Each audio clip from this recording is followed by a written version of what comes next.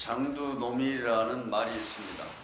머리는 숨겼으나 꼬리는 드러나 있다는 뜻으로 잘못이 드러날까 두려워 어떻게든 숨기려고 전전긍긍하는 모습을 가리킨 것입니다. 김학의 사건을 모른다고 발뺌하는 황교안 대표 모습이 그렇습니다. 황교안 대표가 김학의 사건을 알고 있었다는 정황은 속속 드러나고 있습니다. 거짓말은 거짓말을 낳습니다. 진실을 감추려고 해도 반드시 드러나기 마련입니다. 황교안 대표는 기억이 안 난다는 말로 얼렁뚱땅 넘어가서는 안 됩니다. 한국당도 김학의 동영상 CD 입수 경위를 밝혀야 한다는 등 사건의 본질을 흐리려는 시도를 그만두기 바랍니다. 국민들께서 바라는 것은 오직 김학의 사건의 실체적 진실입니다. 누가 경찰 수사에 개입해 사건을 은폐 축소하려고 했는지, 그 과정에서 어떤 권력의 힘이 작용했는지를 낱낱이 밝혀야 하는 것입니다. 지난 4월간 7명의 장관 후보자에 대한 인사청문회가 있었습니다. 청문 과정에서 국민들이 보시기에 부족한 점이 있는 후보들도 있었다고 생각이 됩니다. 그런데 자유한국당은 7명 후보자 모두에 대해 청문 보고서 채택을 거부하기로 한 것은 과도한 정치의 공세입니다. 문제가 있다고 생각한다면 적격이든 부적격이든 청문 보고서에 의견을 담아서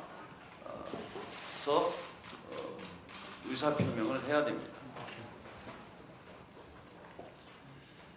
인사청문회는 공직 후보자의 직무 역량과 전문성, 비전을 평가하는 자리입니다. 그런데 언제부터인가 청문회가 인신 공격과 신상털이의 장으로 변질되었습니다. 이런 문화가 만들어진 데에는 우리 당도 책임의 일부가 있다고 생각합니다.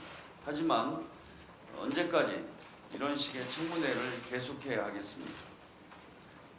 이런 식의 청문회 문화에서 국가적인 인재가 누가 장관을 하겠다고 나서겠습니까? 여야가 머리를 맞대고 인사청문 제도 개선 방안을 고민해 볼 것을 제안합니다. 사생활에 대해서는 비공개로 철저히 검증하고 정책 역량과 전문성, 비전에 대해서 공개 검증을 하는 방식으로 청문 제도를 바꿀 필요가 있다고 판단됩니다. 야당도 청문회 제도 개선을 위해서 함께 나서줄 것을 부탁드립니다. 포항 지진을 촉발한 원인에 대한 정부 발표가 나온 지 일주일이 지났습니다.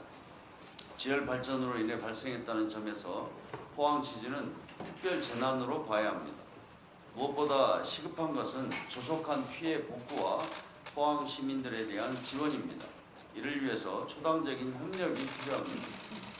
우리 당은 포항 지진 피해 보상과 원인 규명을 위해 국회 안에 특별위원회를 즉시 설치할 것을 야당에 다시 한번 제안합니다. 특위 구성과 함께 특별법 제정도 조속히 논의할 것을 제안합니다. 국민 안전 문제에 여야가 따로 있을 수 없습니다. 지진으로 인해 큰 고통을 겪고 계신 포항 시민을 위해 여야가 후속 대책을 마련하는 것이 시급합니다. 포항 시민을 위한 초당적인 협력에 야당이 동참해 주기를 바랍니다. 이상입니다.